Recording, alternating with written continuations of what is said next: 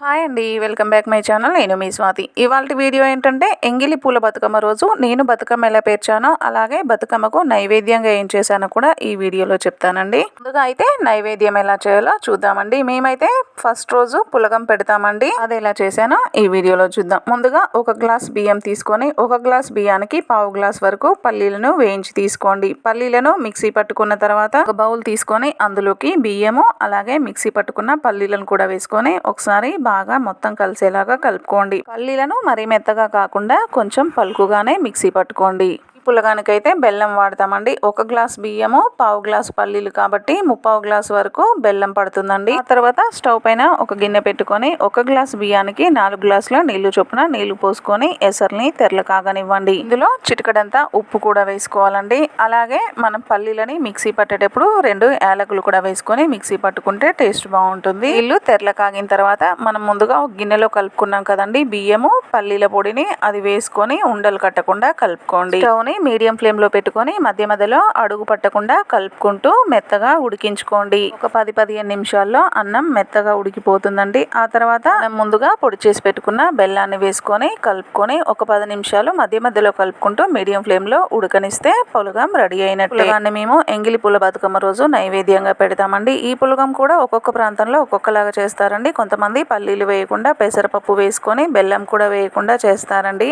ఇంతకీ మీకు ఈ పులగం తెలుసా? మీలో ఎంతమంది ఇలా చేస్తారో కామెంట్ చేయండి. అలాగే నేను బతుకమ్మను ఎలా పేర్చాను కూడా ఈ వీడియోలో చూసేయండి. నా వీడియో నచ్చితే లైక్ చేయండి, మీ ఫ్రెండ్స్ కి రిలేటివ్స్ కి షేర్ చేయండి. అలాగే నా ఛానల్ కనుక ఫస్ట్ టైం చూస్తున్నట్లయితే సబ్స్క్రైబ్ చేసుకొని నన్ను సపోర్ట్ చేయండి. అలాగే బతుకమ్మను ఎలా పేర్చానో చివరి వరకు చూసి మీకు నచ్చితే ఎలా ఉందో కామెంట్ చేయండి. తెలంగాణలో అయితే బతుకమ్మ అయినా బోనాలైనా హడావిడిగా ఉంటుందండి. చాలా సంబరంగా సంతోషంగా ఎక్కువగా బతుకమ్మల్ని పేరుస్తూ ఉంటారు. నాకైతే బతుకమ్మ అంటే చాలా ఇష్టం అండి. బతుకమ్మ 9 రోజులు అయిపోయిన తర్వాత అప్పుడే అయిపోయిందా అనిపిస్తుందండి. ఇంకొక 4 రోజులు ఉంటే బాగుండు అనిపిస్తుందండి. అంత బాగుంటుంది. అలాగే బతుకమ్మ పేరవడం అంటే కూడా నాకు చాలా ఇష్టం అండి. మా దగ్గర అందరూ కూడా నీలాగా నాకు పేరవడం రావట్లేదు, అంత బాగా పేరుస్తావు, ఎలా పేరుస్తావు అని అడుగుతారండి. నేనైతే బతుకమ్మని అందరూ పేర్చినట్టే పేరుస్తాను కానీ చాలా ఇష్టంగా పేరుస్తూ ఉంటానండి. అందుకే అంత బాగా కుదురుతుందేమో అనిపిస్తుంది. వీడియో చూసిన తర్వాత మీరే చెప్పండి ఎలా ఉందో. ఈ బతుకమ్మ వీడియో చూసేలోపు మనం సరదాగా ఒక బతుకమ్మ పాట పాడుకుందామండి. గంగమ్మ గౌరమ్మ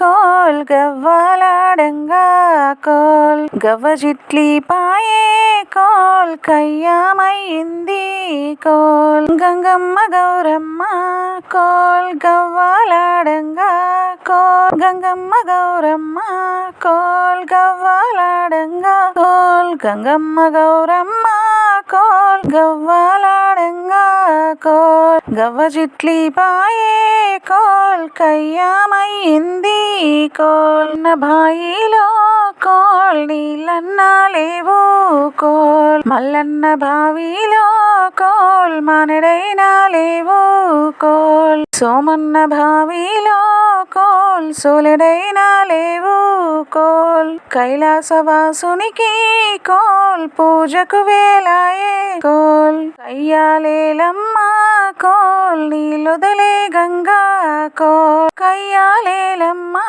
కోల్ నీళ్ళొదలే గంగా కోల్ కయ్యాలేలమ్మ కోల్ నీళ్ళొదలే గంగా కోల్ కయ్యాలేలమ్మ కోల్ నీళ్ళొదిలే గంగా కోల్ చల్లకావల్లొచ్చే కోల్ స్నానం చేయి గౌరీ కోల్ నీతి కావల్లొచ్చే కోల్ స్నానం చెయ్యక్క కోల్ పెరుగు కావల్లొచ్చే కోల్ స్నానం చేయి గౌరీ కోల్ నీళ్ళు లేని స్నానం కోల్ ఎట్ట చెయ్యని గంగా కోల్ కొడుకు వీరన్నాను కోల్ నీకిస్త గంగమ్మ కోల్ నీళ్ళని వదులమ్మ కోల్ నా చెల్లె గంగమ్మ కోల్ కొడుకు వీరన్న కోల్ నాకు కొడుకు గాడా కోల్ కోడలు భద్రకాళి కోల్ నీకిస్తనే గంగా కోల్ కోడలు భద్రకాళి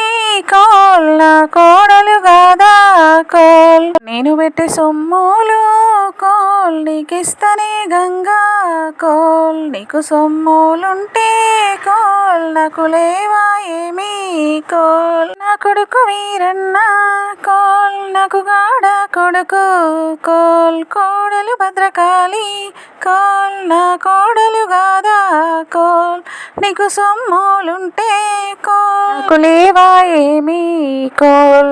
ఈ పాట అయితే ఇంకా చాలా పెద్దగా ఉంటుందండి. మీరు ఎప్పుడైనా ఈ పాట విన్నారా? కామెంట్ చేయండి. అలాగే నా వీడియో నచ్చితే లైక్ చేయండి, షేర్ చేయండి, అలాగే సబ్స్క్రైబ్ చేసుకోండి.